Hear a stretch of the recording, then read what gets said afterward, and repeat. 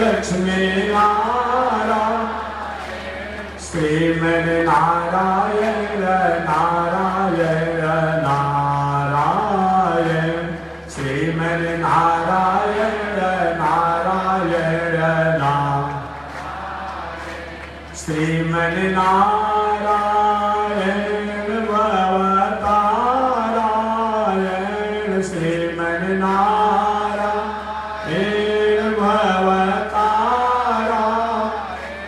लक्ष्मी नारायण नारायण नारायण लक्ष्मी नारायण नारायण आग लगी आकाश में बरसन लगे अंगार आग लगी आकाश में बरसन लगे संत नहीं होते जग में तो जग मरता संसार संत नहीं होते जग में तो जग मरता संसार श्रीमन नारायण नारायण नारायण श्रीमन नारायण नारायण नारायण लक्ष्मी नारायण नारायण नारायण लक्ष्मी नारायण नारायण नारायण तनि देखी रघुनाथ जी हमारे ओरिया तनि देखी रघुनाथ जी लाखनी ताकि रघुनाथ जी हमारे ओरिया तनि ताकि रघुनाथ जी बगसर में आके रवा तड़का के मरनी बगसर में आके रवा तड़का के मर गौतम नारी अहिल्या के तरनी गौतम नारी अहिल्या के तर तनि देखी रघुनाथ जी हमारे ओरिया तनि देखी रघुनाथ जी हमारे ओरिया तनि ताकि रघुनाथ जी हमारे ओरिया तनि ताकि रघुनाथ जी हमारे ओरिया श्रीमन नारायण नारायण नारायण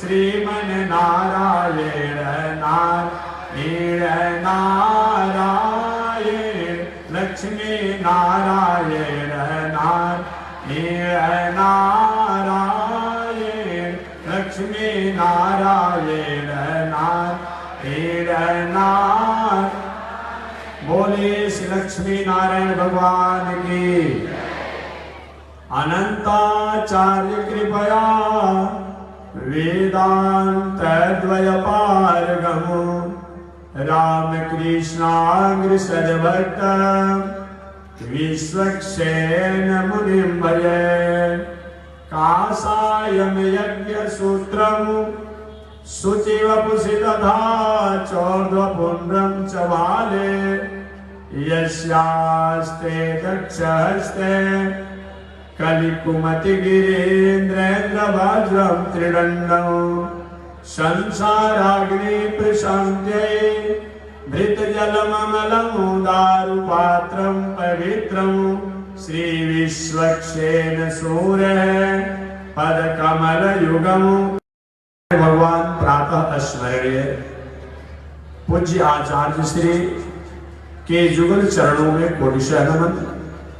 भगवत भागवत आचार्य कैंकर्य पारायण महानुभाव, अभी आप हरिद्वार की पावन भूमि से चलकर आए हुए जगत गुरु रामानुजाचार्य माया मधुसूदन पीठाधीश्वर स्वामी वैकुंठनाथ जी महाराज द्वारा आपने कथा श्रवण की। उनसे पहले काशी वाराणसी पीठाधीश्वर जगत गुरु रामानुजाचार्य स्वामी मुक्तिनाथ जी महाराज द्वारा आपने कथा श्रवण किया होगा। उनसे पहले बक्सर चरित्रवन बिहार पीठाधीश्वर जगत गुरु रामानुजाचार्य स्वामी अयोध्यानाथ जी महाराज द्वारा आपने कथा श्रवण की होगी। उनसे पहले अवध धाम अयोध्या पीठाधीश्वर जगत गुरु रामानुजाचार्य स्वामी माधवाचार्य द्वारा भी जो होंगे कथा श्रवण किए होंगे। चलिए मैं अपनी पावन विषय पर आपको निवेदन करता हूं, वहीं पर पहुंचाता हूं। मेरा विषय क्या है? मैंने प्रथम दिन आपके सामने निवेदन किया था, मानवीय जीवन की पहचान, मानवीय जीवन की स्थापना, मानवीय जीवन की परिचय, मानवीय जीवन का आधार अगर कोई है वह कथा है। एक कथा कोई सामान्य चीज नहीं है। मनुष्य की अगर पहचान है तो कथा के द्वारा है। मनुष्य का अगर कोई परिचय है कथा के द्वारा है। मनुष्य का कहीं आधार है तो कथा के द्वारा है। मनुष्य के जीवन जीने की प्रणाली है जो, वह कथा के द्वारा है। कथा को मानव जीवन से अलग कर दिया जाए तो मनुष्य में और पशु में बहुत अंतर नहीं। कथा ही एक ऐसा है जो मनुष्य और पशुओं में भेद करता है, अंतर बताता है। अन्यथा कथा को हटा दिया जाए तो कुछ मामले में हम लोग से पशु अच्छे हैं, किसी किसी स्थिति में। जैसे कुछ ऐसे पंछी हैं जो उनको 4 बजे 5 बजे जग जाना है तो जग जाते हैं, उस मामले में तो हमसे अच्छा है। न उनको किसी प्रकार की घड़ी के लाभ नहीं हो सकता है, न किसी को जगाने की हो सकता है, अपने से जग जाते हैं। हम लोग ऐसे बहुत से लोग हैं जो कि 8 बजे 9 बजे तक अपने आप में सो ही रहते हैं। उसमें तो कम से कम दिनचर्या उसके पास है ना। रामचरितमानस में कहा गया, प्रातः काल उठ के रघुनाथा माता पिता गुरु ना वही माता। तो कितने लोग के पुत्र और अभिभावक लोग के कितने उनके लोग अपने आप में प्रणाम करते होंगे, ये तो उन्हीं लोग को पता होगा, हमें तो बताने की आवश्यकता नहीं है कि सुबह जगने के बाद तो प्रणाम शायद उनके पुत्र इत्यादि करते हैं कि नहीं करते हैं। अब तो ये निर्णय बताएगा, वो तो आप सब इसमें अनुभवी होंगे। उस मामला में हमसे अच्छे हैं पशु पंछी। अब मृगा है, मृगा शुद्ध शाकाहारी है, हरा हरा दूध को खाता है, कभी मांस का सेवन नहीं करेगा अपने। इस मामला में हमारे से परिचय उसका अच्छा है, हमसे परिचय उसका अच्छा है। हम कौन है? सर्वाहारी है, कभी भी किसी को छोड़ा नहीं।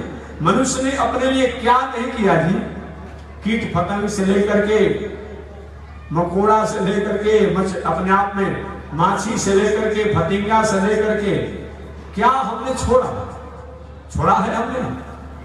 अगर इस दुनिया में सबसे अगर कहीं नैतिकता किसी का बिगड़ा हुआ है, स्वरूप किसी का बिगड़ा हुआ है, वह मनुष्य का बिगड़ा हुआ है। काश अगर कथा नहीं होती तो 2-4 लोग जो बच्चे खुचे हैं, 2-4% जो बच्चे हुए लोग हैं, उन लोग भी नैतिकता नहीं रहती। एक बार मैं हावड़ा बंगाल बिचाली घाट में था, कलकत्ता में अपने आप में था, बिचाली घाट हावड़ा में। एक पत्रकार महोदय ने अपने आप पूछा हमसे कि महात्मा जी आप इतना घूम चारों तरफ खर्चा कराते रहते हैं, अपना यहाँ भी खर्चा लगा होगा, जहां जाने भाई हमारे में खर्चा नहीं है, लेकिन हमारे आने पर खर्चा है। बात समझिए, हमारे में क्या खर्चा है, लेकिन आने पर खर्चा है। आप बैठे हैं तो आपको बैठने के लिए बिछाने की व्यवस्था किया गया है, इसकी भाड़ा की व्यवस्था, पंडाल जो बनाया गया है इसकी पैसा लगेगा, माइक जो लगा है तभी तो सुनाएगा आपके लिए, इसकी खर्चा है। हमारे में नहीं खर्चा है, लेकिन हमारे आने पर खर्चा है। तो इतना खर्चा कराते रहते हैं। लेकिन जैसा समाज का सूरत बदलना चाहिए महाराज, वैसा सूरत बदल नहीं पा रहा है। पत्रकार महोदय ने हमसे पूछा तो हमने कहा हम क्या करें, बता दीजिए, आप ही बताइए, वही मैं काम आज से करूंगा। फिर मैं ये नहीं कहना चाहूँ महात्मा जी इतना होता है, लेकिन समाज का सूरत बदलना चाहिए। मैंने उनसे निवेदन किया कि 2-4-5% जो समाज का सूरत जो अभी बदला हुआ है, बीज रूप में है, वो कभी भी कथा प्रवचन सत्संग और धर्म का ही तो कारण है। 2-4% जो है अपने आप में, अगर ये नहीं होता तो सब के सब लोग वही हो जाते अपने आप में। इसलिए बीज रूप में भी रखने के लिए तो सिर्फ कथा और संतों कर सकता है। अब उनको मैंने एक उदाहरण व्यवहारिक दे दिया। डॉक्टर साहब के पास कोई रोगी जाता है दवा कराने के लिए, डॉक्टर साहब दवा भी करते हैं, देखते भी हैं समय से, उनकी दिनचर्या भी देखते रहते हैं, रूटीन चेक भी करते रहते हैं। अगर कहीं अपने आप डॉक्टर साहब के देखने के बाद भी रोग ठीक न हो तो क्या करते हैं, डॉक्टर साहब सफा सी गोली दे देते हैं, एल्गली का शीशी देते हैं, फिर भाई जब दवा से ठीक नहीं हो रहा है तो पीछे की दवाई दे देते हैं। ऐसा होता है क्या? नहीं होता है। ठीक वही बात है, कथा प्रवचन पूजा पाठ यज्ञ दान तीर्थ व्रत द्वारा यदि किंचित समाज का सूरत नहीं भी बदल रहा है तभी अपने आप में कथा प्रवचन नहीं सुनाया जाएगा, क्योंकि एक न एक दिन अपने आप में जो सूरत जो बिगड़ रहा है वो सूरत को अपने आप में पुनः वास्तविक रूप में लाने के लिए, सोचने के लिए एक कथा प्रवचन ही बाध्य करता है। एक कोई जरूरी नहीं है कि अभी कोई पूजा पाठ यज्ञ दान तीर्थ व्रत करता है उसी से उसका सुधार हो जाएगा, लेकिन बार बार सुनने से निश्चित रूप में एक न एक दिन हमारे जीवन में सुधार होती है। यही जान करके संत महात्मा जो है शास्त्रों की बातों को किया करते हैं। इसलिए कभी भी जीवन में ऐसी बात आती हो कि भाई सब कुछ होने के बाद में हमारे द्वारा कहीं हमारा स्वरूप नहीं सुधार हो रहा है, फिर भी अच्छे कर्मों का त्याग नहीं करना चाहिए, चाहे लाभ हो या न हो। नहीं भी लाभ होने पर और अच्छे कर्मों को किया जाता है तो एक न एक दिन कभी परिवार का, पत्नी का, समाज का कोई किसी प्रकार का ठेस लगेगा अपने आप में, किसी प्रकार के कहीं समाज परिवार द्वारा, पत्नी द्वारा ऐसा किसी प्रकार का अपमान होगा तो अच्छा बात अगर कहीं सुना रहेगा, कहेगा दुनिया सब स्वार्थी है, कोई किसी का होता नहीं है और अपने जीवन को सुधार लेगा।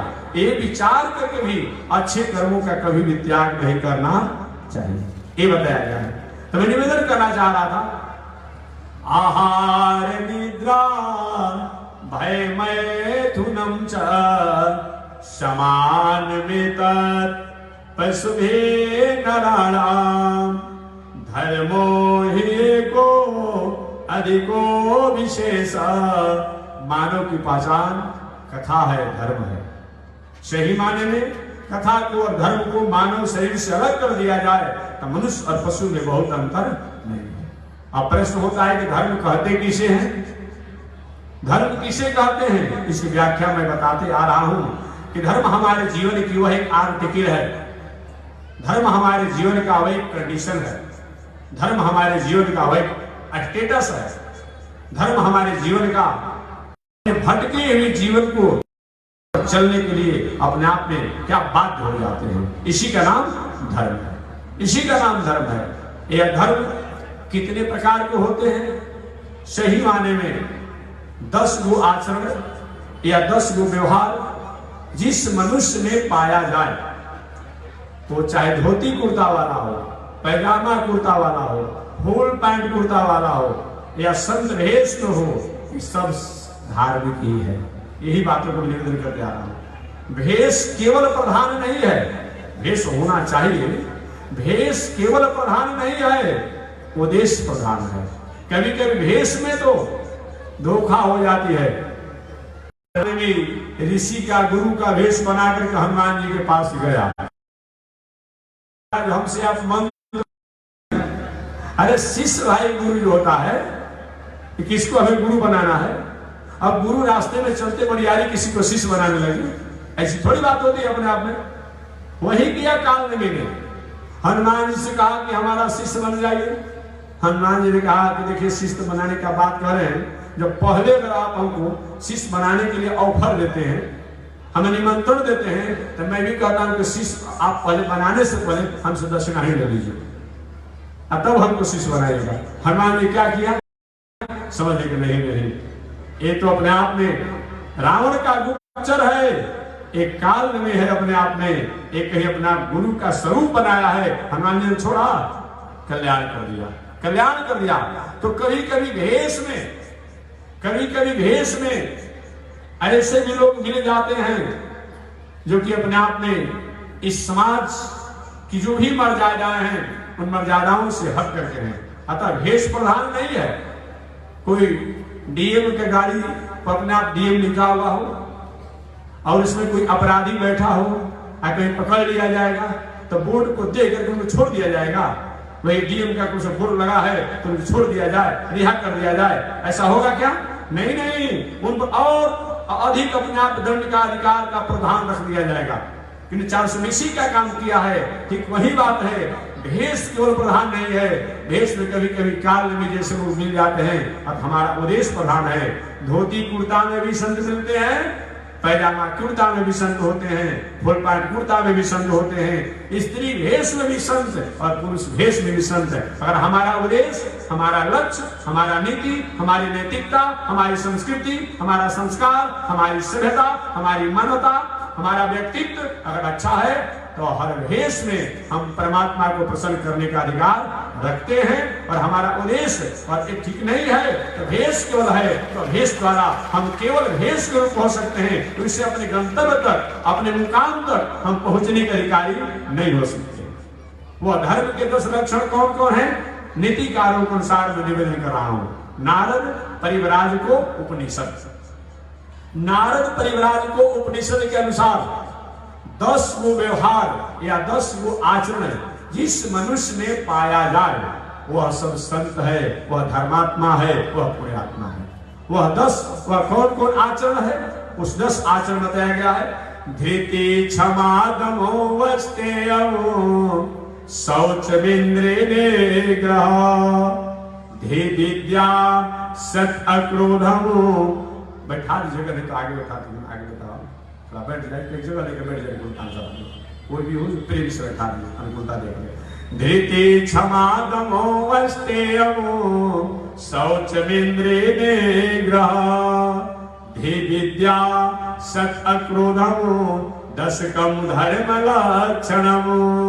सबसे प्रथम धर्म का लक्षण बताया गया है, ये हर मनुष्य में होना चाहिए, ये कंपल्सरी है अपने आप में, चाहे स्त्री हो पुरुष हो कोई भी हो, साधु वेश हो, सबको ये 10 लक्षण होना चाहिए। वो कौन कौन? सबसे प्रथम बताया गया धृति, धैर्य। कितना भी जीवन में विषम से विषम परिस्थितियां आ जाए, कभी भी विषम परिस्थितियों से घबराना नहीं चाहिए। जो भी हमारे जीवन में विषम परिस्थितियां आई है, संकट आपत्ति विपत्ति आई है, वो हमारे ही कर्मों का फल है जो आई है। इसे घबरा क्यों रहे हैं? घबरा क्यों रहे हैं? ऐसा जान करके विषम से विषम परिस्थिति आने पर, दुख आपत्ति संकट समस्या आने पर भी घबराना नहीं चाहिए, उसको सहर्ष स्वीकार करना चाहिए। ये मानव की प्रथम पहचान बताया गया है। ऐसा जिसमें होता है वही ये संसार का सबसे श्रेष्ठ आदमी है। एक आधुनिक पौराणिक बात घटना सुना करके मैं आगे बढ़ जाऊंगा। आप महामाना पंडित मदन मोहन मालवीय जी महाराज का नाम सुना होगा। महामाना जी ने आज विश्वविद्यालय बनाया, बनाने में कितनी उनको परेशानी हुई, कितना अपमान सहना पड़ा, कभी आप विचार करते हैं? उनकी जीवनी को कभी आप पढ़िए। महामाना जी ने एक बात लिखा कि मैं जब अपने आप में हिंदू विश्वविद्यालय बनाने के लिए जब मैं चला कि सहयोग कैसे लूं, कोई भी बड़ा संस्था बनता है सहयोग लिया ही जाता है। महामाना जी सबसे पहले उस समय के सबसे बड़ा यशस्वी सम्राट के रूप में, बादशाह के रूप में हैदराबाद निजाम था। उस समय हैदराबाद निजाम था। हैदराबाद निजाम के यहाँ अपने आप में सहयोग मांगने के लिए महामाना जी गए और अपने भिक्षा पात्रों को फैलाया। हैदराबाद निजाम के यहाँ भिक्षा की झोली को फैलाया। उस हैदराबाद निजाम ने क्या किया? अरे पंडित, तुम हिंदू विश्वविद्यालय बनाने जा रहे हो और मेरे पास सहयोग के लिए आए हो। उसने अपने दाहिने पैर से ही दाहिने पैर की जुत्ती को निकाल करके और उनके भिक्षा पात्र में डाल दिया। कितना बड़ा अपमान जो, कितना बड़ा अपमान। अब महामाना जी सोचते कि जो इतना बड़ा अपमान हो गया, छोड़े अपने काम नहीं करेंगे। आज विश्वविद्यालय बनता जो पूर्वांचल के लोगों के लिए, उत्तर भारत के लिए एक अपना हृदय बना हुआ है। शिक्षा से लेकर स्वास्थ्य से लेकर के जो सभी लोग वहां जाते हैं, ये महामाना जी कितनी बड़ी कृपा है। क्या किए वे? उस जुत्ती को लेकर के आगे अपने मन में थोड़ा सा खीनता हुआ, उदासी हुआ। महामाना जी ने एक बात और कहा कि देखिए, जब जब मैं अपने जीवन में विषम परिस्थितियों को कहीं उलझते रहा, उस समय मैंने अपनी दृढ़ता को त्यागा नहीं। और महामाना जी के जीवन में एक दिनचर्या था गजेंद्र मोक्ष का पाठ, जो श्रीमद् भागवत महापुराण श्रीमद् भागवत महापुराण के अनुसार जो गजेंद्र मोक्ष स्तोत्र है, हालांकि महाभारत में भी गजेंद्र मोक्ष स्तोत्र है, लेकिन श्रीमद् भागवत महापुराण के अनुसार जो गजेंद्र मोक्ष स्तोत्र है, अगर आज भी, केवल महामना जी की बात नहीं, आज भी अगर हर मनुष्य अगर कहीं अपने 3 बार कम सुबह, प्रातः काल, मध्याह्न काल और सायं काल अगर कहीं करता है और कहीं विषम से विषम परिस्थिति में कहीं गलत तरीका से फंस गया है, ये नहीं कि दूसरे का अपने आप घर बैंक लूटते हो, अपने आप पकड़ा गए हो, क्योंकि स्वामी जी ने अच्छा उपाय बता दिया और पाठ करेंगे, ये बात मैं नहीं कहता हूं। कहीं जीवन में, जीवन की दिनचर्या करते हुए अगर कहीं हम विषम परिस्थितियों में फंस जा रहे हैं, अटक जा रहे हैं, भटक जा रहे हैं, भटक जा रहे हैं, तो नियम रूप से अपने आप में बताया गया है, अगर कहीं अपने आप इसका पाठ किया जाए तो निश्चित रूप में कहीं न कहीं समाधान आज भी हो जाता है। ये महामना जी का अपना अनुभव है और हम लोग भी अनुभव करते रहते हैं अपने आप में। लेकिन महामना जी ने अपने दिनचर्या में इस बातों को लिखा है। वे जुत्ती को लेकर के आ गए, हैदराबाद निजाम द्वारा जो अपमान किया गया वो जुत्ती को लेकर आ गए।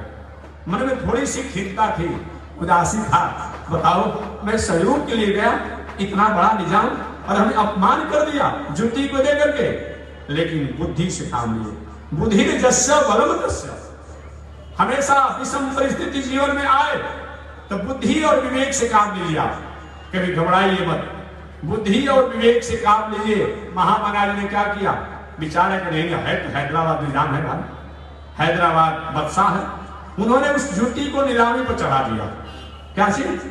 नीलामी पर चढ़ा दिया। जिस आज भी तजिया नीलामी पर चढ़ता है, किसी का कोट नीलामी पर चढ़ता है, किसी का टोपी नीलामी पर चढ़ता है, तो महामना जी ने हैदराबाद निजाम के जूती को नीलामी पर चढ़ा दिया। अब जो लोग सुने अरे हैदराबाद निजाम की अपने आप जूती है, लाखों रुपया तक नीलामी चढ़ा। ये बात निजाम को यहाँ पता चला कि उस पंडित को अपमान करने के लिए मैंने जूती दिया, वो तो हमारे जूती को हमको सब अपमान करने की नीलामी पर चढ़ा दिया। मंत्री ने कहा महाराज नाक कट गई, क्या हो गया? अरे जिस पंडित को आपने जूती अपमान में दिया था वो तो निजाम अपने आप में आपकी जूती को वो चढ़ा दिया नीलामी पर। निजाम ने कहा क्या करना चाहिए, कोई उपाय बताओ। मंत्री से पूछे हैदराबाद निजाम, महाराज कुछ बिगड़ा नहीं है, अब 1 लाख रुपया तक नीलामी हो चुका है, जितना अंतिम नीलामी है आप पुनः दे करके और अपनी जूती को वापस ले लीजिए। वही निजाम गया और उस समय लाखों रुपया दे करके महामना जी को महाराज क्षमा कर गलती हो गई, अपने जूती को वापस लिया और क्षमा किया। ये होता है, इसी का नाम धीरता होता है, इसी का नाम धैर्य होता है। एक धार्मिक व्यक्ति की पहचान होती है कि जीवन में विषम परिस्थितियां आ जाए उसे घबराइए मत, अपने आप में उसको मान करके सहज स्वीकार कीजिए, लेकिन विवेक पूर्वक रह करके उस विषम परिस्थितियों को स्वीकार करते हैं तो निश्चित रूप में आपको कहीं न कहीं मुकाम और कहीं न कहीं आधार प्राप्त होता है। एक धार्मिक व्यक्ति की प्रथम पहचान। धृति क्षमा, दूसरा बताया गया है क्षमा होना चाहिए। भगवान ने धन दिया है, बल दिया है, पद दिया है, वैभव दिया है, ऐश्वर्य दिया है, कभी भी समाज के लोगों को रौंदिए मत, कभी भी रौंदिए मत। देखिए कमजोर लोगों की आह जो है आप पर पड़ेगा, याद रखिएगा। कहीं आप मजबूत आदमी है, धन से, जन से, बल से, पद से, रूप से, आगे उसका मिसयूज आप करते हैं, दुरुपयोग आप करते हैं समाज के लिए, लोगों के लिए, धर्म के लिए, संस्कृति के लिए। भले कोई व्यक्ति आपको न बोले लेकिन उसका आह कहीं न कहीं आपको पड़ेगा और उसका निर्णय आपके पास आएगा। इसलिए क्षमा का मतलब क्या होता है? धन, जन, पद, प्रतिष्ठा, मान, सम्मान इत्यादि जब बढ़े तो आवश्यकतामंद जो लोग हों, जिससे हमारे उसके अपने आप आवश्यकतामंद हो, उनको सहयोग करना एक धार्मिक व्यक्ति की दूसरी पहचान है, इस तरह बताया गया है। और धार्मिक व्यक्ति की तीसरी पहचान क्या है? धृति क्षमा दमो। कल दम की व्याख्या मैंने किया था। दम माने क्या होता है? 5 कर्मेंद्रिय, 5 ज्ञानेंद्रिय और 1 मन, इन 11 इंद्रियों को संयमित रखना, इसी का नाम क्या है? दम है। और इसी का नाम योग है। योग का मतलब क्या होता है? योग दूसरा कुछ नहीं होता है। आजकल तो योगा चल रहा है। कुछ लोग महाराज जी हम योगा करते हैं। हमने पूछा योगा में क्या करते हैं? अब बेचारे 4 बजे, 5 बजे, 6 बजे जग गए और जगने के बाद पेट को फुलाते हैं, पचकाते हैं, श्वास लेते हैं, छोड़ते हैं। आज ये भी अपने आप योगा बन किए तो क्या करते हैं? मुर्गा का अंडा आमलेट खाएंगे। यही योगा है। मैं पूछना चाहता हूं, तो योगा के नाम पर योग को कलंकित कर रहे हैं। यही मकान आप बनाते हैं, मकान में सीमेंट का, ईटा का, बालू का, छड़ का, गिट्टी का, ये सब के जोग से मकान का निर्माण होता है। तो अलग अलग स्वरूप रहे तो मटेरियल कहलाता है, लेकिन वही सबका जोग हो जाता है तो मकान और आवास और कहलाता है। ठीक उसी प्रकार से बताया गया है। जोग का मतलब क्या होता है? हमारी 5 कर्मेंद्रियां, 5 ज्ञानेंद्रियां, एक मन, इन 11 इंद्रियों को एक जगह स्थापित करना, रोकना और रोक करके उन परमात्मा को याद करना, चिंतन करना, निध्यासन करना, जिसके द्वारा ये दुनिया फलती है, फूलती है, विकसित होती है और अंत में जाकर ये दुनिया उसी में लय हो जाती है। उनके प्रति ध्यान, चिंतन, मनन होना, इसका नाम क्या है? योग है। पातुम जब योग के अनुसार में निवेदन करो, चित्त वृत्ति निरोधा योगा, ये योग की परिभाषा है। चित्त वृत्ति निरोधा योगा, हमारी चित्त की चंचलता जो है, जो हमेशा भटकते रहती है, इसको निरोध करना, इसी का नाम क्या है? योग है। एक चित्त इतना चंचल है, हम यहां पर बैठे हैं, किसी को 6 बजे शाम को चाय का चुस्की लेने का आदत हो तो क्या करता है? बैठा तो यहाँ है, लेकिन उसका चित्त जो है भाग गया वहां पर कि 6 बजने का कुछ समय के बाद और चाय का चुस्की लेते हैं, आनंद लेते हैं। कैसे होगा? महात्मा जी के पास बैठे, बैठा है कथा में, चित्त कहाँ चला गया? वहां पर चला गया। ऐसे चित्त की चंचलता जो है रहता है समाज में, समाज के साथ लोगों के साथ रहता है कर्म में, लेकिन कहीं अलग कहीं जाकर के भटक जाता है, रुक जाता है, वहीं पर अपने आप टिक जाता है। इसको अपने इंद्रियों के साथ रखते हुए उन परमात्मा के प्रति अपना स्थापित करना, इसी का नाम क्या है? योग है। इसी चित्त की चंचलता को रोकने के लिए प्राणायाम किया जाता है, प्रत्याहार होता है, धारणा ध्यान इत्यादि होती है। इसी चित्त की चंचलता को रोकने के लिए मंदिर में जाया जाता है। इसी चित्त की चंचलता को रोकने के लिए छठ, नवरात्र, शिवरात्र इत्यादि पूजा किया जाता है। इसी चित्त की चंचलता को रोकने के लिए तीर्थ, व्रत, पूजा पाठ होता है। और ये सब करने के बाद भी अगर हमारा चित्त कहीं रुक नहीं पा रहा हो तो सही माने में हमारे द्वारा किया गया जो अपने आप में, चाहे पूजा हो, पाठ हो, यज्ञ हो, दान हो, तीर्थ व्रत हो, वो सही माने में कामयाब नहीं है। कि मैं नहीं कह रहा हूं, श्रीमद् भगवत गीता में भगवान श्री कृष्ण ने अर्जुन से कहा, अर्जुन मन बना भव मत जाहिनो, अरे मेरे में मन लगाओ। अर्जुन को क्षमा कीजिए, मन ही मेरे पास नहीं है तो आप में मन कैसे लगाऊं? मन ही मेरे पास नहीं है, आप में कैसे मैं लगाऊं? तो भगवान ने एक सूत्र बताया। एक व्यक्ति ने उनसे पूछा था, महाराज जी शांति का क्या उपाय है? हमने भी सीधी सीधी भाषा में कोई उपाय नहीं दुनिया में। वो शायद हमसे ही जानना चाहते होंगे कि कहीं तीर्थ में जाने से शांति होती है, कहीं गंगा में डुबकी लगाने से शांति होती है, कहीं जप करने से शांति होती है, किसी ग्रंथों को पढ़ने से शांति होती है। ऐसा होता है क्या? नहीं। अगर सही माने में केवल तीर्थ में जाने से ही शांति होती और तीर्थ में रहने से ही केवल शांति होती तो तीर्थ में पॉकेट मार लुटेरा नहीं होना चाहिए। आप जाते हैं तीर्थ करने के लिए, पॉकेट मारा जाता है, ऐसा तो होना नहीं चाहिए। उसको शांति मिलना चाहिए, उसको आनंद मिलना चाहिए। मंदिर में कभी आप गए हैं?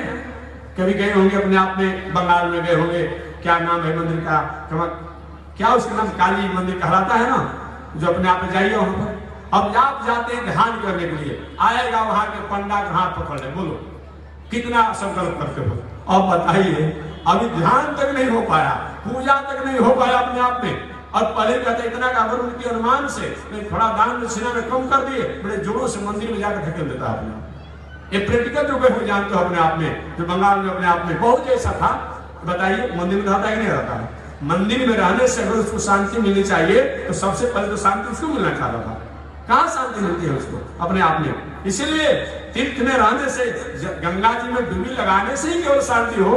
ये मछुआरा जो होते हैं, हम लोग 2-4 डुबकी लगाते हैं और दिन भर रात भर अपने आप में डुबकी लगाते रहता है, शांति मिलती है उसको? उसके हृदय में दया है? नहीं। इसीलिए बताया गया है कि हमारे चित्त में शांति कब मिलेगी। शांति कितना सहज नहीं है। उसी शांति के लिए तो गौतम बुद्ध को अपनी पत्नी को त्याग करना पड़ा, अपने राज को त्याग करना पड़ा, अपने पुत्र को त्याग करना पड़ा। कौन नहीं जानता अपने आप में। गौतम बुद्ध की पत्नी यशोधरा ने अपने आप में कहा था, गौतम बुद्ध जब यशोधरा और अपने पुत्र राहुल को छोड़कर जब चले गए तो उसने कहा था कि सखी वे मुझसे कह कर जाते, पर चोरी चोरी गए यही पर आ गया। सखी वे मुझसे कह कर जाते। गौतम बुद्ध को कहीं अपने आप शांति के लिए कि नहीं, शांति कब मिलती है इसकी बात आना है। शांति कहीं तीर्थ में केवल नहीं है। शांति केवल गंगा स्नान करना चाहिए, स्कूल में जाना चाहिए, लेकिन स्कूल में केवल जाने से ही सभी विद्वान बन जाता तो अपने आप में बहुत लोग स्कूल में जाते हैं और उसी स्कूल में कोई फेल भी हो जाता है, कोई पास भी होता है, कोई फर्स्ट डिवीजन से पास भी होता है। हमारा लक्ष्य और उद्देश्य अगर ठीक नहीं है तब स्कूल में जाकर के भी उसकी योग्यता को हम प्राप्त नहीं कर पाते हैं। इसलिए शांति कैसे मिलेगी, इसके एकमात्र उपाय बताया गया है श्रीमद् भगवत गीता में। भगवान श्री कृष्ण ने कहा, अभ्यास तू कौन्तेय, यही उपाय है। अभ्यास तू कौन्तेय, बार बार अपने आप में शास्त्र मनुष्यों द्वारा जो करने को कहा गया है उसका बार बार अभ्यास करना चाहिए। उस अभ्यास करने से एक दिन हमारा चंचल मन जो है वो अपने आप आकर अस्थिर हो जाता है। यही उपाय है। अभ्यास में क्या होना चाहिए, अभ्यास किस चीज का। इसलिए हम मंदिर में जाएं, तीर्थ व्रत करें, जगदान करें, पूजा पाठ करें, गंगा स्नान करें, तो बार बार करने से एक न एक दिन हमारी चित्त की चंचलता जो है आकर वहीं पर रुक जाएगी, स्थापित हो जाएगी। और तब हम जहां रहेंगे, जहां ले चलोगे वहीं मैं चलूंगा, जैसे रखो नाथ वैसे रहूंगा। ऐसे जब हो जाता है तो हर जगह उसके लिए तीर्थ होता है, हर जगह उसके लिए तीर्थ हो जाता है। लेकिन जब तक अभ्यास नहीं किया जाता है, और अभ्यास करने से पहले सबसे पहले चाहिए जीत आसन। अपना आसन शुद्ध होना चाहिए, अपना भोजन शुद्ध होना चाहिए, अपनी बैठकबाजी शुद्ध होना चाहिए। जब तक भोजन हमारा शुद्ध नहीं होगा, जब तक हमारा आहार विहार शुद्ध नहीं होगा, जब तक हमारा संगत शुद्ध नहीं होगा, तब तक सब कुछ होने के बाद भी हमारी जीवन की तैयारी अधूरी रह जाएगी। एक पौराणिक और कथा में कह दूं, एक बार एक मथुरा के पंडा जी, अपने आप में जाड़ा का समय भी आ ही गया है, ठंडा का समय था, वो मथुरा के पंडा जी अपने आप में भांग के बहुत बड़े शौकीन थे। अपने आप में भांग बहुत खाते थे और समझते होंगे, जो इसके अनुभवी होंगे अपने आप में कि खाने के बाद क्या स्थिति होती है। एक आदमी 10 फीट ऊपर उड़ जाएगा, एक आदमी 10 फीट नीचे गिर जाएगा, उड़ता नहीं है, उसका ऐसा अनुभव होता है अपने आप में। जब भांग का नशा जब चढ़ता है तो क्या करता है, कहे महाराज आप कैसे इसका अनुभव किए हैं, आप कभी इसका सेवन किए हैं क्या? कोई पूछ सकता है भाई ना, नहीं मैं सेवन नहीं किया है, एक जान लीजिएगा। मैंने अपने आप में इस शास्त्रों की बातों को आपके सामने मैं निवेदन करता हूँ, ये बात ध्यान दीजिए अपने आप में। और क्या होता है, जो अनुभवी होगी इसका होगा। और एक जब नशा होता है तो मालूम पड़ेगा उड़ गया अपने आप में, अपना नीचे गिर गया। इस तरह से अपना पंडा जी भांग के नशे में चूर थे। जाड़ा का समय था, उनका घर पड़ता था परली उस पार, माने जमुना उस पार पड़ता था। काज करते थे अपने आप में जमुना इस पार। सायंकाल का समय हो गया, पंडा बाबा अपने आप में ही विश्राम घाट पर आए तो विचार की भाई अपने घर जाना है, नौका तो है लेकिन नौका खींचने वाला कोई नाविक नहीं था। पंडा जी ने 2-4 बार पहले तो आवाज लगाया, अरे भाई परली उस पार जाना है, अगर परली उस पार जमुना उस पार जाना है, अरे परली उस पार जाना है, कोई है नाविक, मुझे उस पार पहुंचाओ, जो भी तुम्हारी अपने आप जो होगा उसको मैं दूंगा। अपने आप में कोई था ही नहीं, नौका बांधी हुई थी अपना विश्राम घाट पर। अब पंडा जी नौका पर तो बैठ गए, पंडा जी नौका पर बैठ गए, लेकिन नौका पर बैठ करके क्या किए, भांग के नशे में थे, विवेक खो चुके थे। और इसका परिणाम क्या हुआ, वो नौका को खेने लगे। नौका पर बैठकर पंडा जी कोई नाविक ने तो क्या हुआ, मैं खेऊंगा, और नौका को खेना शुरू किए, पतवार खेने लगे, अपने आप में चंपू चलाने लगे। सायंकाल 5 बजे नौका पर बैठे थे पंडा जी, और प्रातः काल 5 बज गया, नौका खेते खेते अचानक कोलाहल आवाज आया, कहे भाई ये कहां से आवाज आ रही है? लोगों ने कहा बाबा विश्राम घाट से आवाज आ रही है। अच्छा ये विश्राम घाट है? हाँ। अरे तो मैं विश्राम घाट सायंकाल को ही अपने आप 5 बजे नौका पर चढ़ा था, क्या मेरी नौका विश्राम घाट से आगे नहीं बढ़ी? एक ने कहा बाबा पूरे जीवन आपकी बीत जाएगी, लेकिन आपकी नौका विश्राम घाट के विश्राम घाट पर ही रुकी रह जाएगी। क्या तो मैं नौका नहीं खेता हूं क्या? आखिर मेरी नौका क्या अपने आप के विश्राम घाट पर रहेगी? मैं नौका नहीं खेता हूं। एक ने कहा बाबा नौका तो जरूर आप खेते हैं, लेकिन आप भांग खा लिए हैं और भांग के नशे में होने के कारण आपने नौका के रस्सी को खोला नहीं है, और जब तक रस्सी नहीं खुलेगी तब तक नौका विश्राम घाट पर रुकी रहेगी। बात ये पंडा बाबा की नहीं है, हम संसार के लोगों के भी है अपने आप में यही हाल है। हम तीर्थ करें, व्रत करें, नवरात्र करें, शिवरात्र करें, छठ करें, लेकिन जब तक अपने आप में आचरण के, रहन सहन के, खान पान के अपने आप में बताया गया है शुद्ध नहीं करेंगे, तब तक हमारी भी रस्सी खुलने वाली नहीं है और हमारी भी नौका विश्राम घाट पर रुकी रह जाएगी। दुनिया में देखने में मालूम पड़ेगा हम पूजा कर रहे हैं, पाठ कर रहे हैं, जप कर रहे हैं, दान कर रहे हैं, तीर्थ कर रहे हैं, लेकिन देखने में होगा जैसे कि पंडा जी नौका खेल रहे थे, प्रातः सायंकाल से लेकर प्रातः काल हो गया, लेकिन नौका वहीं के वहीं पर रुकी रही। तो हमारा भी अगर खान पान ठीक नहीं है तो हमारी भी नौका वही रहेगी, दुनिया के दिखाने में होगा हमने बहुत खर्चा कर दिया, बहुत हो गया, इसलिए बुरी आदत सुधार लो, बस हो गया भजन, मन की तरंग मार लो, बस हो गया भजन। यही भजन है, ये बताया गया है। तो मैं निवेदन करना चाह रहा था, यही योग है। योग का मतलब क्या होता है? चित्त वृत्ति निरोधा योग। चित्त की चंचलता जो है, इन चित्त की चंचलता को संयम करना, निरोध करना, जो कुछ भटकाव की तरफ जा रही है, कान अश्लील शब्दों को सुनना चाहती है, उसको रोकिए, ये योग है। कान अश्लील अमर्यादित उपद्रवकारी शब्दों को सुनना चाहती है, इसको रोकिए, इसी का नाम योग है। नेत्र जो है अमर्यादित दृश्यों को देखना चाहता है, इसको रोकिए, इसी का नाम योग है। मुंह जो है गंध वस्तुओं का सेवन करना चाहता है, खाना चाहता है, इसको रोकिए, यही योग है। पैर गलत स्थानों पर जाना चाहता है, इसको रोकिए। हाथ गलत वस्तुओं को स्पर्श करना चाहता है, इसको रोकिए, इसी का नाम योग है। और ऐसा अगर आपने कर लिया तो हर व्यवहार ही आपका योग हो जाता है, और ऐसा अगर आपने नहीं किया तो सही माने में आपने योगा को समझा नहीं, योग तत्वों को समझा नहीं। पातंजल योग दर्शन के अनुसार योग की व्याख्या बताया गया है। योग 4 प्रकार के होते हैं, मंत्र योग, लय योग, हठ योग, राज योग। ये 4 प्रकार के योग होते हैं। मंत्र योग का मतलब क्या होता है? वैदिक परंपरा के जो मंत्र हैं गुरु द्वारा प्राप्त, उस गुरु द्वारा प्राप्त मंत्रों को कम से कम कलिकाल में 4 पुरस्चरण जप करना। 4 पुरस्चरण का मतलब क्या होता है? पुरस्चरण किसे कहा जाता है? जो मंत्र जितने अक्षर का हो, अब आप लोग समझ लेंगे, जो मंत्र जितने अक्षर का हो, जैसे गायत्री 24 अक्षर का, नारायण मंत्र 8 अक्षर का, कोई 12 अक्षर का, जो मंत्र जितने अक्षर का हो उतने लाख बार जप करना एक पुरस्चरण कहलाता है। इस तरीका से 4 पुरस्चरण मंत्रों को जप करना, ये मंत्रों कामयाब हो जाता है। वो अपने आप में वो मंत्र जो है वो अपने आप कार्य करने लगता है, इसी का नाम मंत्र योग है। चलते फिरते उठते बैठते हमेशा। एक व्यक्ति ने पूछा महाराज जी कब कब मंत्र जपना चाहिए? पूछे एक व्यक्ति ने, मैंने निवेदन किया कि ऐसा कोई नियम नहीं है कि भोजन कर ले तो आप अशुद्ध हो गए। कुछ तो ऐसा होता है कि भोजन कर ले तो शुद्ध हो गए, पूरा नहाते तब जपने नहीं। भोजन करने से अशुद्ध आप नहीं होते हैं, याद रखिएगा।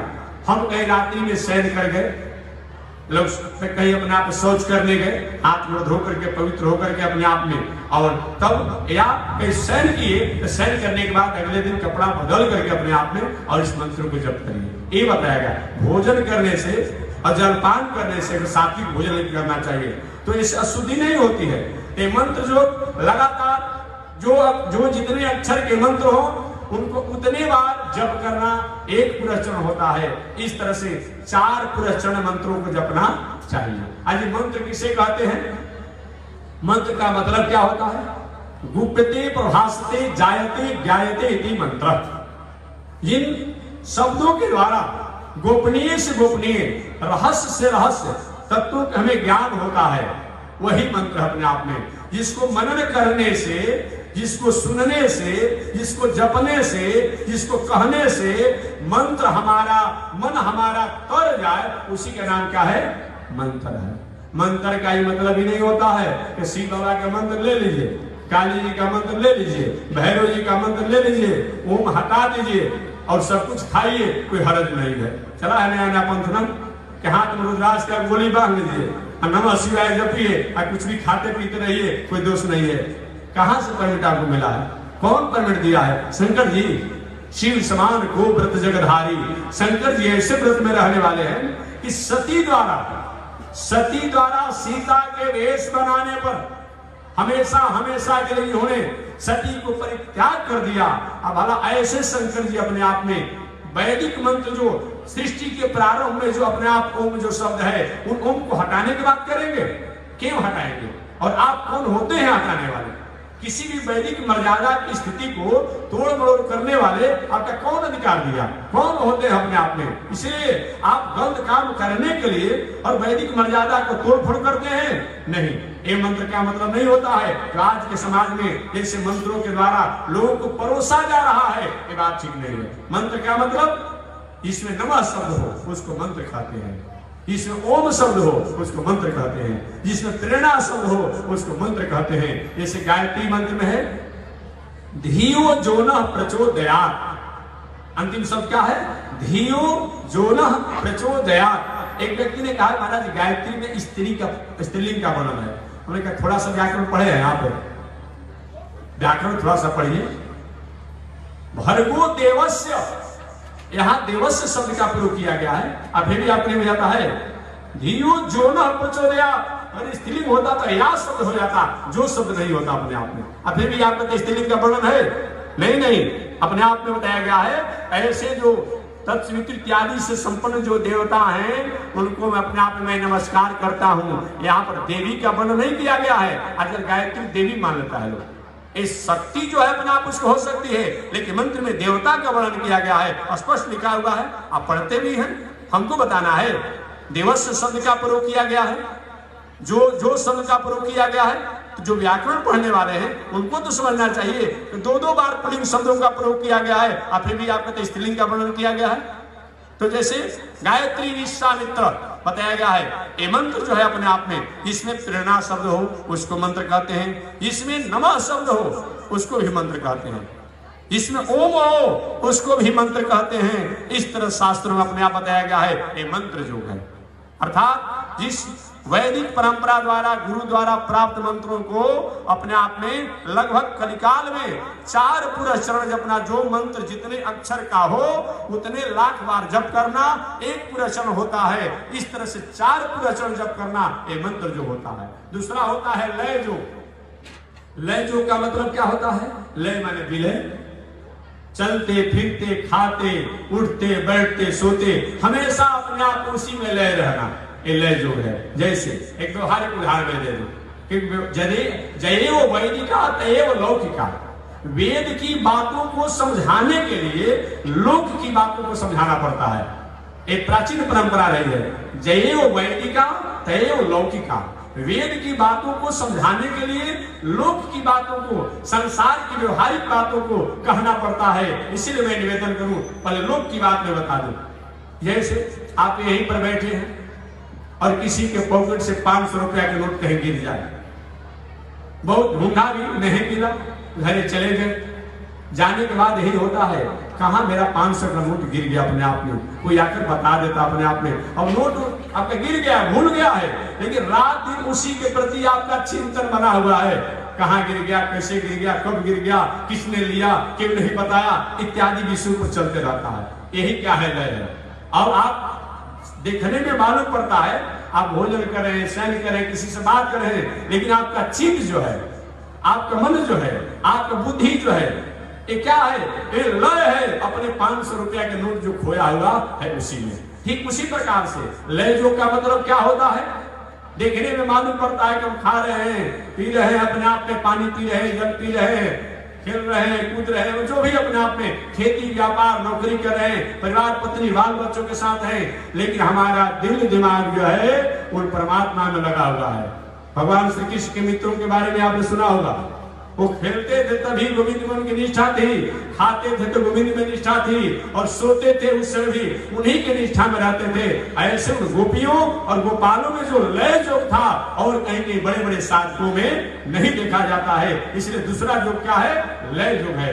हर परिस्थिति में अपने दिल को, अपने दिमाग को, अपने मन को, अपने बुद्धि को, अपने चित्त को उसी में लय करना, शरीर के द्वारा ये संसारिक व्यवहार करना, लेकिन शरीर में जो चित्त है, विवेक है, बुद्धि है, उनको अपना अपन परमात्मा में लय करना, ये लय योग है। इसी लय योग के उदाहरण में हमारे बताया गया है कि हमारे जनक जी के विदेहराज जनक का नाम आता है। विदेहराज जनक कभी भी अपने आप में हमेशा इसी में प्रजा का कार्य करते थे, लेकिन लय योग से रह करके अपने जीवन को स्वीकार करते थे। ये लय योग है।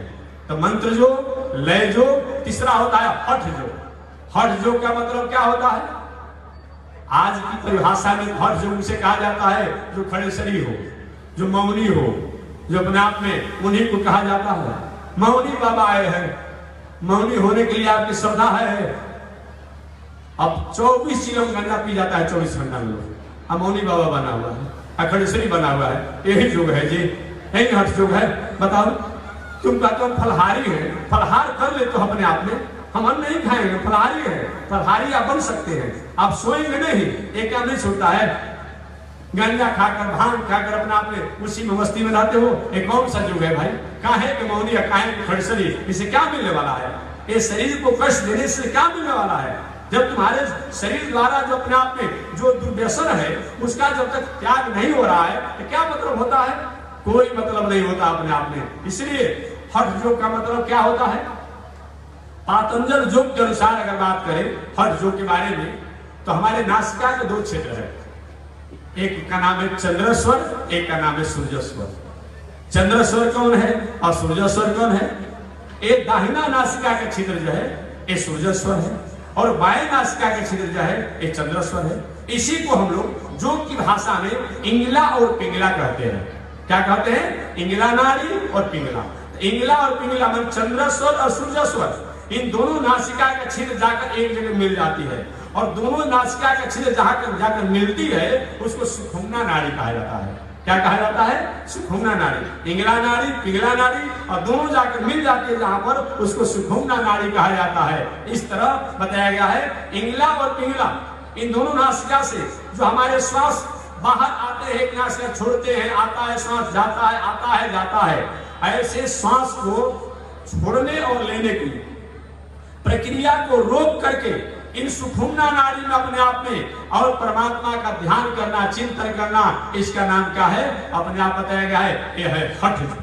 और चौथा क्या होता है? राजयोग। 8 लाइन, 10 लाइन, 6 लाइन, ये राजयोग है। अब 6 लाइन 8 लाइन रोड में क्या होगा?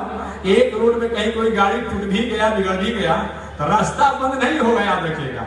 कहीं दूसरे से घूमकर हम आगे चल जाएंगे, यात्रा हमारी गंतव्य होती रहेगी। और जो केवल सिंगल रास्ता हो, 1 लाइन हो, क्या होगा? अगर दो गाड़ी आपस में टकरा कर कहीं अपना रास्ता अवरुद्ध हो गया, तो जब तक से गाड़ी ठीक नहीं होगी, हटाया नहीं जाएगा, तब तक रास्ता बंद ही रहेगी। और दुनिया में जो भी अपने आप में उन परमात्मा को जानने का, स्वीकार करने का जो मार्ग है, वो 1 लाइन है अपने आप में। जो अपने आप जा रहे हैं। अरे भाई, गंगा किनारे रहने वाले कभी आप लोग होंगे, या नदी किनारे आप लोग रहते होंगे, बिना रास्ता का रास्ता अपने आप बन जाता है, लिख जिसको आप लोग कहते हैं, वो कब कामयाब होगा? बरसात हो गया तभी कामयाब नहीं होगा, जुताई हो गया तभी कामयाब नहीं होगा, अब फसल लग गया तभी कामयाब नहीं होगा। और उसमें कभी कभी भटकने का भी डर रहता है अपने आप में। जंगल में कितने रास्ते ऐसे हो जाते हैं जो जाकर जो लोग भटक जाते हैं। ऐसे जो आजकल नए नए अपने आप में दर्शन विचारक जो है, नए नए एक मार्ग निकाल दिए हैं, देखने में तो बहुत अच्छा लगता है, लेकिन कहीं मुकाम तक पहुंचने का अधिकार नहीं होते हैं। वो कहीं कहीं संसार में, जगत में, संसार के वस्तुओं में ही भटक करके, उलझ करके वही के वही में रुक जाते हैं। उनका आगे का मुकाम कहीं तय नहीं हो पाता, ये बताया गया। इसलिए मैं तो निवेदन करता हूं, मैं हमेशा निवेदन करता हूं कि दुनिया में जितने भी पंथ हैं वो सब विचार है, वो सब दर्शन है, कोई धर्म नहीं है। धर्म तो एकमात्र जो है वह सनातन धर्म है, वैदिक धर्म है, वेद धर्म है, जो कि आज से 50,000 करोड़ वर्ष पहले का है। हमारा सनातन धर्म कब से है? 50,000 करोड़ वर्ष पहले का है। प्रथम दिन में विस्तार से व्याख्या कर चुका हूं। इतना पुराना हमारा सनातन धर्म है। इसलिए ये बताया गया है एस निष्कंटक पंथा यत्र संपूज्यते हरि, वही निष्कंटक पंथ है जहां श्री हरि को जाना जाता है। इसका नाम है राजयोग। तो राजयोग में बताया गया है 8 अंग बताएंगे, अंगांगी भाव लेकर के। राजयोग में यम, नियम, आसन, प्राणायाम, प्रत्याहार, धारणा, ध्यान और समाधि, यही राजयोग है। उन राजयोग में सबसे पहले अपने आप में जम बताया गया है। जम किसे कहते हैं? राजयोग में जम का मतलब क्या होता है? अहिंसा, सत्य, अस्तेय, ब्रह्मचर्य, अपरिग्रह, जमा। ये जम की व्याख्या है। अहिंसा, मन वाणी शरीर से किसी की प्राण वियोगानुकूल व्यापार नहीं करना, इसका नाम क्या है? अहिंसा है। मन वाणी शरीर से किसी की प्राण वियोगानुकूल व्यापार नहीं करना, इसका नाम क्या है? अहिंसा है। ये नहीं कि आप नवरात्र शिवरात्र कर रहे, कितना रहते हैं, हम मुर्गा के मुड़ी ऐंठ कर पेट में हजम कर जाते हैं। मैं एक बात निवेदन करूं, जहां लाश को जलाया जाता है उसको क्या कहा जाता है जी? शमशान। और जहां लाश को दफनाया जाता है उसको क्या कहा जाता है जी? कब्रिस्तान। और जो कांचा पाका पूरा ये मांस और लाश पेट में डाल दिया जा रहा है वो क्या कहलाएगा जी? शमशान से कम है क्या? ऐसे लोगों का पेट, ऐसे लोगों का अपना शरीर कहीं कब्रिस्तान से शमशान से कम नहीं है। जहां जहां उनका पैर बनेगा वो कब्रिस्तान और शमशान से भी विशेष अशुद्ध हो जाएगा, विशेष अशुद्ध हो जाएगा। और ऐसे बात कर रहे हैं। हमेशा मैं निवेदन करता हूं अपने आप में कि आप ही के पिताजी, आप ही के चाचा, आप ही के भाई के घर द्वार दरार मकान सब कुछ बनाया, और कहीं अगर इस दुनिया से चला जाता है, मर जाता है, कहते हैं कि शरीर अपने आप में 24 घंटा हो गया, अब अपने आप में शरीर में भूत वास कर गया। कहते हैं आप लोग अब घर में इनके शरीर में भूत वास कर गया, अब जल्दी संस्कार कीजिए। अब 10-10 दिन के लाश अपने आप में मारा हुआ मछली का और अनेक प्रकार आता है और उसको पेट में हजम कर जाते हैं। तो क्या आपका घर कहीं अपने आप में वो भूत प्रेतों के निवास के कम जगह है क्या? जिस घर में ऐसा बनता है, जो ऐसा करते हैं, उनका शरीर शमशान और कब्रिस्तान के समान है। और जहाँ ऐसा होता है वो कहीं शमशान से कहीं कम नहीं है। वहां तो 24 घंटा भूत ही भूत रोते रहते हैं। और क्या होगा? इसलिए विचार किया जाए, पूजा होना चाहिए, जग होना चाहिए, दान व्रत भी होना चाहिए, लेकिन इस पर भी विचार करना चाहिए। यही धर्म है। धर्म ही नहीं कहता है कि अच्छे काम को करिए और बुरे कर्मों को त्याग मत कीजिए। यही धर्म का मतलब होता है। धर्म का मतलब होता है नहीं, अच्छे कर्मों को जब कर रहे हैं, बुरे कर्मों को त्यागिए धीरे धीरे। यही अपने आप धर्म की परिभाषा है। तो मैं निवेदन करना चाह रहा था, यम का मतलब क्या होता है? अहिंसा, सत्य, अस्तेय, ब्रह्मचर्य, अपरिग्रह, जमः। ये योग है अपने आप में। योग माने खाली श्वास लेना छोड़ना, यही योग नहीं होता है। ये राजयोग का प्रथम है जम। जम का मतलब अहिंसा, मन वाणी शरीर से किसी के प्राण वियोगानुकूल व्यापार नहीं करना, इसी का नाम है अपने आप अहिंसा। सत्य, सत्यमय जीवन जीना चाहिए, लेकिन ऐसा सत्य मत बोलिएगा जिस सत्य के चलते समाज में, परिवार में आपसी कलह मच जाए। इस धर्म सनातन, यही हमेशा एक उदाहरण व्यवहारिक में देता हूँ हास्य के रूप में। यहीं पर सब लोग बैठे हैं, कोई हम सत्यवादी आदमी है, कोई कान भाई आइए बैठिए, हम सच बोल रहे हैं, यह कथा होगी। सही बात है, आपने कहा तो कान है, लेकिन काना को काना कह देंगे तो झगड़ा हो जाएगी। अच्छा आदमी को काना कह देंगे तो हंस करके रह जाएगा। अरे भाई क्यों मजाक करते हैं? कहाँ सत्य का मतलब रहा बताइए? काना को काना कह देंगे तो झगड़ा हो जाएगी कि सभा में हमको कह दिया, चलो बात यहाँ से मैं ठीक कर दूंगा तुमको।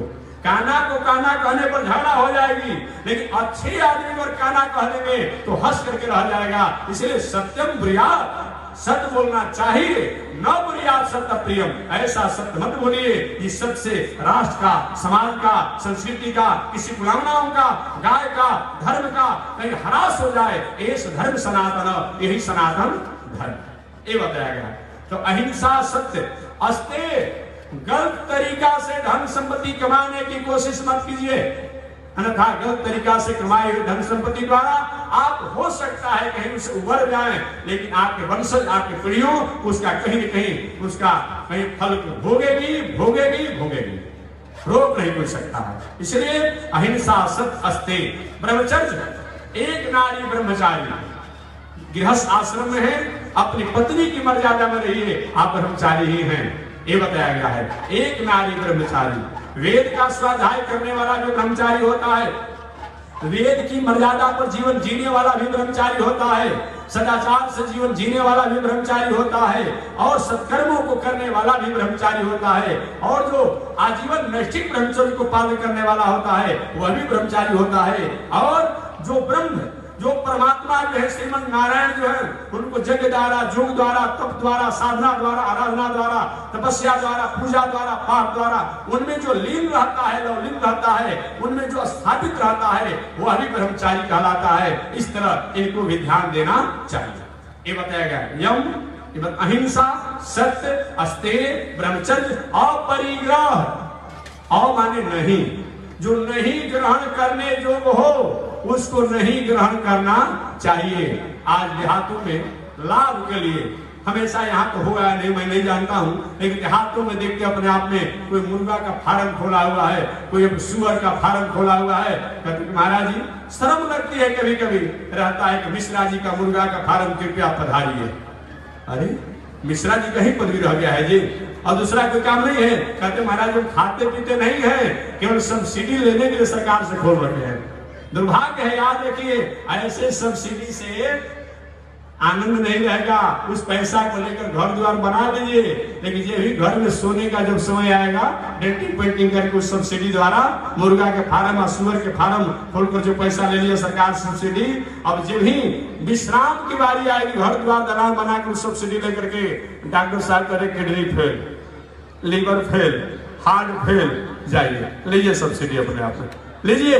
अनीति द्वारा कभी भी धन कमाने की कोशिश मत कीजिए। अनीति के वृक्ष पर पाप का फल जो है स्वाद अच्छा नहीं होता है। कुछ समय के लिए चहल पहल हो सकते हैं, लेकिन चहक सकते हैं, लेकिन उसका रिवेट और रिटर्निंग जो होता है अच्छा नहीं होता है। इस तरह एक धार्मिक व्यक्ति को इस पर विचार करना चाहिए। अहिंसा, सत्य, अस्तेय, ब्रह्मचर्य, अपरिग्रह। जम, इसका नाम क्या है? जम है ये योग का, राजयोग का ये प्रथम है। नियम, नियम का मतलब क्या होता है? धृति, क्षमा, संतोष बताया गया है कि धृति होना, क्षमा होना, संतोष होना, अलोभ होना, ये बताया गया है नियम है। आगे यम, नियम, आसन। आसन का मतलब क्या होता है? आसन सिद्ध व्यक्ति जो होता है, जो कहीं अपने आसन जिसका सिद्ध होता है, जहां बैठ जाता है दूर से दूर जगहों पर अपने आप में वो काम सफल और सहजता से हो जाती है। ये आसन सिद्धि का मतलब होता है किसी एक आसन पर कम से कम 4 घंटा बैठने का ये अभ्यास होना अपने आप में एक का है। ये आसन बताया गया, उसमें पद्मासन हो, सिद्धासन हो, यही दो बताया गया है। ऐसे 84 आसन बताया गया है, लेकिन 84 आसन में 2 आसन प्रसिद्ध है। एक होता है पद्मासन, लेकिन पद्मासन वही बैठे जो शरीर से स्वस्थ हो। ये नहीं कि घुटने में दर्द है, अपने आप में जंघे में दर्द है अपने आप में, और आप कहीं पद्मासन से बैठने गया कहीं इधर हड्डी छटक जाएगा, ऐसा काम मत कीजिएगा। तो इसीलिए सिंहासन बैठिए, माने पलस्ती लगा करके आनंद से बैठिए। 4 घंटा कम से कम बैठने का अभ्यास हो, एक है आसन सिद्धि बताया गया है। तो जम, नियम, आसन। प्राणायाम, प्राणायाम का मतलब क्या होता है? प्राणायाम किसे कहते हैं? हमारे शरीर में अनेक वायु हैं, उन अनेक वायु में अपान वायु, प्राण वायु, व्यान वायु, समान वायु, देवदत्त वायु, त्रिदल वायु, धनंजय वायु इत्यादि वायु हमारे शरीर में रहते हैं। उनमें से प्राण वायु जो है, जो श्वास को लेने और खींचने और छोड़ने में काम करता है, ऐसे प्राण वायु को आयाम देना, विराम देना, विश्राम देना, इसी का नाम क्या है? प्राणायाम है। अरे भाई कोई भी काम करता है तो करते करते थक जाता है, करते करते थक जाता है। एक जनरेटर ऑटोमेटिक है, अभी चलते चलो 1 घंटा इसको विश्राम दीजिए। ठीक उसी प्रकार से ये हमारे शरीर द्वारा 24 घंटा में स्वस्थ व्यक्ति जो है 21,600 बार श्वास लेता है और छोड़ता है। हर स्वस्थ व्यक्ति जो क्या करता है? 21,600 बार ये श्वास लेता है और छोड़ता है। ऐसे श्वास लेने और छोड़ने की क्रिया जो है, इसको कुछ समय के लिए रोक करके और परमात्मा का ध्यान करना, इसी का नाम क्या है? प्राणायाम है। इससे हमारा दिल, दिमाग, मन, बुद्धि जो चंचलता जो है वो स्थिर होती है और चित्त अपने आप शांत होता है। ऐसा प्राणायाम करना चाहिए। मेडिकल साइंस की बात अगर किया जाए कि मेडिकल साइंस इस प्राणायाम क्यों करना चाहिए, तो मेडिकल साइंस के अनुसार प्राणायाम करने से बताया गया है कि हमारे शरीर में जो ऐसे कुछ सेल होते हैं, जो कोशिकाएं होती है, जो अपने आप पे काम करते करते करते वो डेड हो जाती है, कमजोर हो जाती है। लेकिन जब हम प्राणायाम करते हैं तो हमारे डेड कोशिकाएं जो है ये किसी न किसी इंद्रियों के माध्यम से बाहर निकल जाती है और जो कमजोर कोशिकाएं सेल जो है वो मजबूत हो जाते हैं और नए कोशिकाएं अपने आप में प्रकट होने का अधिकार प्राप्त होता है। ये जान करके मेडिकल साइंस के अनुसार प्राणायाम करना चाहिए, ये बताया गया है। जब नियम, आसन, प्राणायाम, प्रत्याहार, वही प्राणायाम जब बहुत देरों तक करने की हमारी क्षमता हो जाती है तो प्रत्याहार के नामों से जाना जाता है। और वही प्राणायाम उससे अधिक और समय तक अपने आप करते समय हमारा चित्त, हमारा ध्यान अगर कहीं एक जगह आकर के रुकने लगता है वो धारणा कहता है। और वही बहुत देरों तक प्राणायाम करते हुए बहुत समय तक एक आसन पर बैठ करके प्राणायाम करते समय हमारा ध्यान जो उन परमात्मा के जो अलग अलग अंगों पर है वो कहीं एक जगह आकर के वो ध्यान वहीं रुक जाता है मुखमंडल पर, तो वही अपने आप में वही समय को अपने आप में समाधि के नामों से जाना जाता है। वही ध्यान की स्थिति जब बढ़ जाती है तो वही समाधि कहलाती है। इस तरह इसका नाम है राजयोग। तो हमारे ये धर्म के जो 8 अंग हैं, मतलब 10 अपने आप लक्षण बताए गए हैं। इसमें धृति, क्षमा, दमो, अस्तेयम। ते दम का मतलब होता है 5 कर्मेंद्री, 5 ज्ञानेंद्री और 1 मन। 5 कर्मेंद्री कौन है? हाथ, पैर, लघु शंका मार्ग, पैखाना मार्ग और वाणी। ये 5 कर्मेंद्री है। और 5 ज्ञानेंद्री आंख, कान, नाक, जीभ और चमड़ी। ये 5 ज्ञानेंद्री ज्ञान का अनुभव कराती है। और 1 मन, इन 11 इंद्रियों को उन परमात्मा में स्थापित करना, विलय करना, लय करना, इसी का नाम क्या है? ऐसे को अपने आप में बताया गया है। यही अपने आप में इंद्रिय संयम बताया गया है। ये धर्म का तीसरा लक्षण है कि अपने आप में धृति, क्षमा, दमो, इसी का नाम दम है।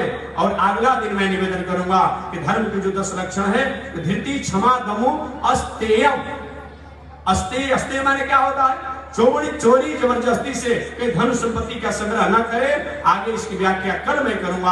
आज इसी के साथ मैं वाणी को विराम दे रहा हूं कि धर्म एव हतो हन्ते धर्मो रक्षति रक्षित। इस व्यक्ति ने धर्म को स्वीकार किया, वही आज रक्षित है। जिसने धर्म को त्याग करना चाहा, इस दुनिया से चला गया, उसका नाम और निशान नहीं है। अतः किसी भी परिस्थिति में, विषम से विषम परिस्थिति में भी धर्म का त्याग नहीं करना चाहिए। बस इसी शब्दों के साथ वाणी विराम। आगे परमात्मा की जय शिक्षा। श्रीमन नारायण लक्ष्मी नारायण, श्रीमन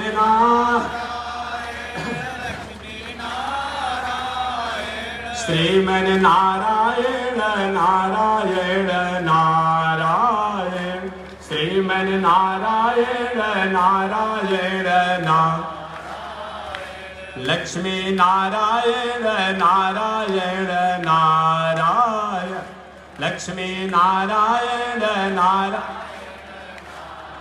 बोलिए श्री लक्ष्मी नारायण भगवान की, भाष्यकार भगवान रामानुजाचार्य स्वामी महाराज की, विश्ववन जगदाचार्य श्री त्रिदंडी स्वामी जी महाराज की।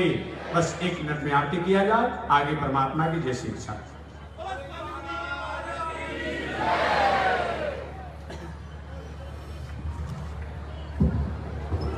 ओम चंद्रमा मनसो जात चक्षो सूर्यो जायत, श्रोत्राद्वायुष प्राण समुखादजायत, श्रीशते लक्ष्मी शवदन्या बहोराते, पार्श्वे नक्षत्राणि रूपमस्मिनो व्यातम्, ईश्वरी घाड़ा मयि घाड़, सर्वलोकं मयि घाड़।